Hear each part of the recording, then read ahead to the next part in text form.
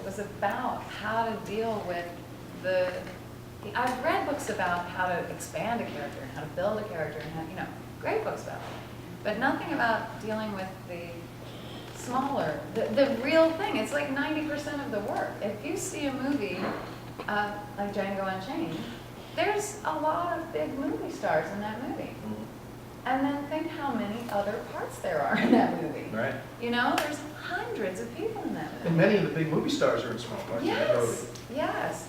So what I figured out is mathematically, small parts are the big work.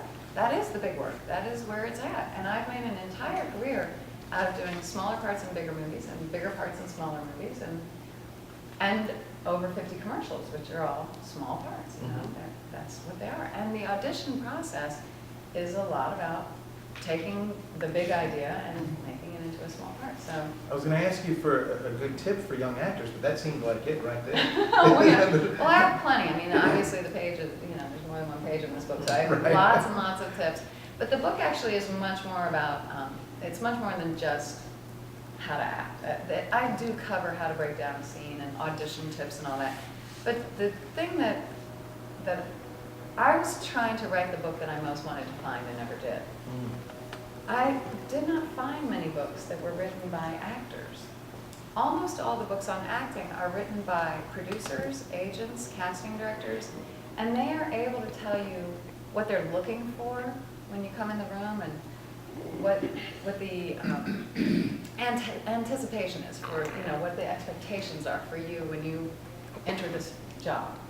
But they can't tell you what it's like to have to change your clothes in your car and then get there and forget all your lines. And, you know, they don't know about all that. They don't have any idea what it's like to walk a mile in this, you know, career. And it is very specifically different than any other job you'll have, including agent, casting director, or producer. So I tried to fill in those gaps of knowledge and be less vague, because they're inherently more vague when they don't know the specifics. I've been living these specifics.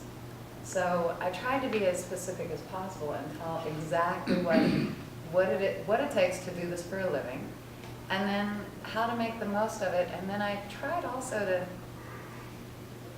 to find an approach to rejection, find an approach to building your momentum when nothing's happening, finding a good headspace for yourself about how important your agent is and where they fit into your career. All the things, like when do you move to LA if you move to LA, and when do you join?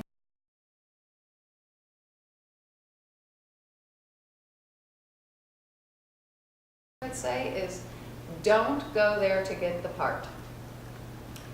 I know that sounds counterintuitive, but don't go there to get the part. Go there to show them what you would do if you got the part. Because there's only going to be one person that gets the part. And if the way you measure how you've done at an audition is whether or not you book the job, then all the things you don't get are failures. Whereas if you go there to show them what you would do if you did get the job, then it doesn't really matter if you get the job or not. You still get to go and play and show off and have fun. And they might hire you not for that part, but for another part. Or they might decide. I've several times had people not choose me for the part and then write another part for me in the film.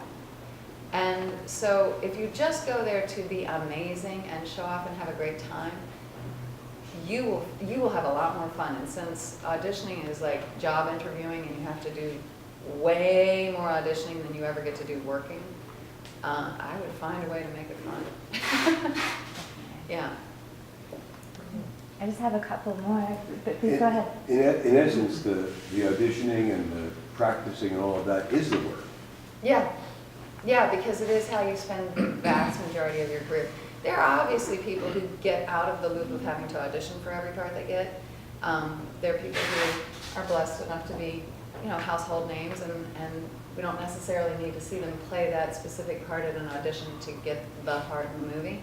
But most people have to audition most of their careers, and so, you know, you have to find a way to wrap your soul around that somehow.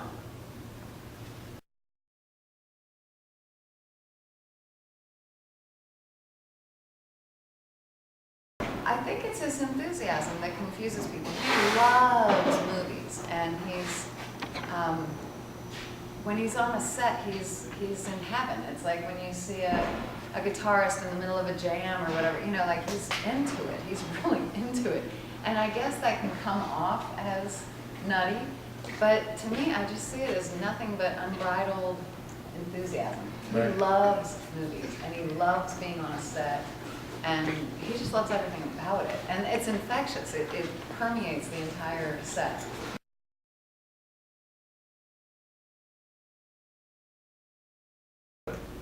So she's Leonardo DiCaprio's sister, and she's a product of her times. You know, she's not somebody who's evil so much as wrong. She's just wrong.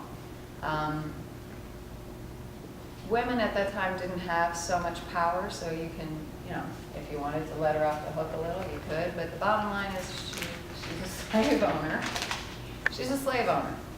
And she was a widow, and I imagined that when she was married that she had left the plantation for some time, and I decided that she lived in New Orleans. And then her husband passed away, and she had to return to the plantation. So I think she knows that there's a better life out there than just being by her brother's side watching Mandingo fights. But that's the lot that's been left for her. And so she's at least protected in the world. She has money, she has privilege. But I got to fill in a lot of the details with my own family heritage, which was really cool. In particular, one of my great-grandmother's stories. She actually ran away with the overseer. She was from a very large plantation, actually larger than Candyland, which is frightening. But yeah, she ran away with the overseer and lost everything. Her father disinherited her. And so had she not chosen love over money, I would never have come to be. There's a movie there. I believe it was called Django, but all that got cut. I don't know how many people know this, but a week before the movie, they did 45 more minutes of cuts. And so there's all these storylines that are missing. And my great-grandmother's storyline was best expressed through a relationship between Walton Goggins and I that is no longer in the film. The extras. So, Thinking. yeah. We'll see. I'm actually hoping that for the first time that maybe Quentin will do a director's cut. That'd be cool.